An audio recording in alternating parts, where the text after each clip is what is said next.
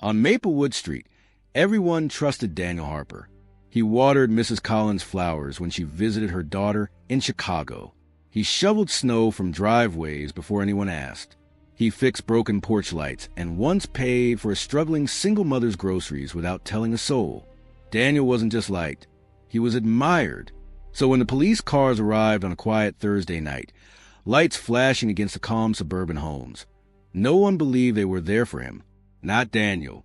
Lena Morales had lived next door to Daniel for 6 years. She knew his routines the way you know the ticking of your own clock. 6:30 a.m., porch light off. 6:45, leaves for work. 7 p.m., returns home. 8 p.m., soft jazz through the open kitchen window. Predictable. Safe. Her 8-year-old son, Caleb, adored him. Daniel had built Caleb a birdhouse the previous summer and helped her with math homework twice a week. "You're lucky," her sister once told her. Neighbors like that don't exist anymore.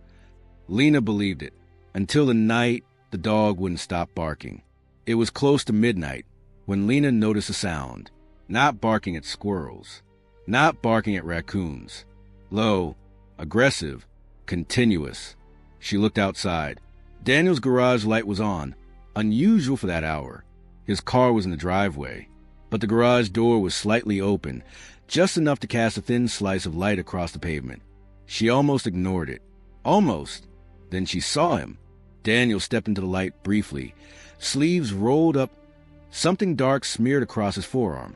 He looked around, not casually but carefully, like someone checking if they were being watched. Their eyes didn't meet. She ducked behind the curtain anyway. Her heart beat faster, though she didn't know why.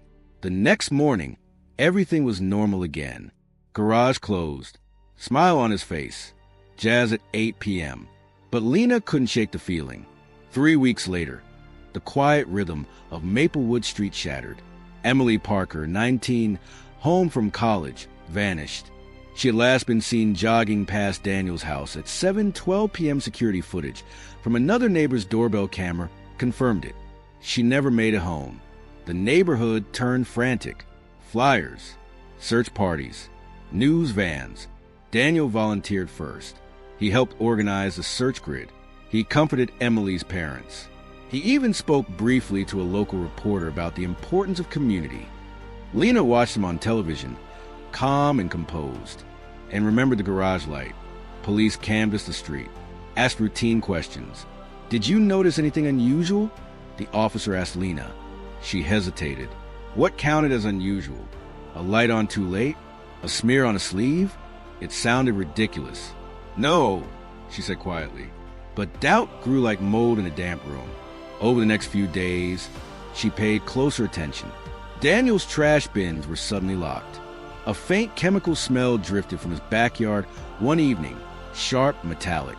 And one afternoon, Lena noticed something chilling. He was replacing his garage floor. Not cleaning it, replacing it. Lena's breaking point came when Caleb ran inside crying. "Mom, Mr. Daniel said I can't come over anymore." "What? Why?" "He said he's busy and I shouldn't ask questions." Questions. That word echoed. That night, Lena made a decision that would fracture the illusion forever. When Daniel's house went dark, she slipped outside and walked quietly toward his driveway. The new garage concrete was lighter than the old, an uneven rectangle near the back wall. Her hands trembled as she touched it. It was still slightly warm. Fresh. She didn't sleep that night. The next morning, she called the police. At first, officers were skeptical, but a tip is a tip. They brought ground-penetrating radar. Neighbors gathered at a distance, whispering nervously as police scanned the garage floor. The machine beeped. Once, twice, then steadily. The jackhammer arrived by afternoon. Daniel stood outside, pale but composed, insisting it was a misunderstanding. When the concrete cracked open, the street fell silent. What they found beneath wasn't Emily. It was worse. A hidden compartment. Inside, photographs. Dozens. Young women. Different years. Different seasons. All taken from a distance. Watched. Documented. Obsessed over. Emily's photo was the most recent, but there was no body. Not there.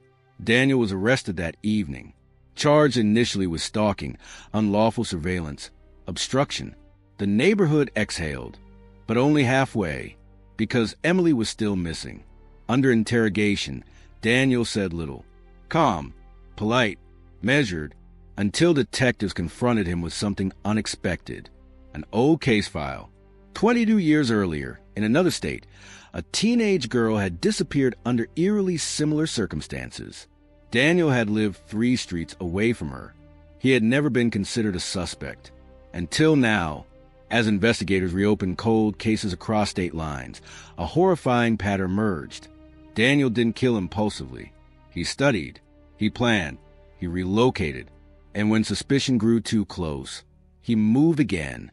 Emily's body was eventually found miles outside the city, in a wooded area Daniel had once mentioned during a neighborhood barbecue as a great hiking spot. The evidence tied him directly. DNA, fibers, digital searches. The trusted neighbor had been living a double life for decades. Maplewood Street never recovered. Homes were sold. Curtains stayed closed. Trust became fragile. Lena blamed herself for not speaking up sooner, for dismissing her instincts, for letting Caleb walk into that house so many times. Daniel Harper had been the embodiment of safety. But evil doesn't always arrive loudly. Sometimes it mows your lawn. Sometimes it builds your child a birdhouse. And sometimes it lives right next door, smiling. The scariest part wasn't that a monster existed. It was that he blended in so perfectly. No one ever thought to look twice, until it was too late.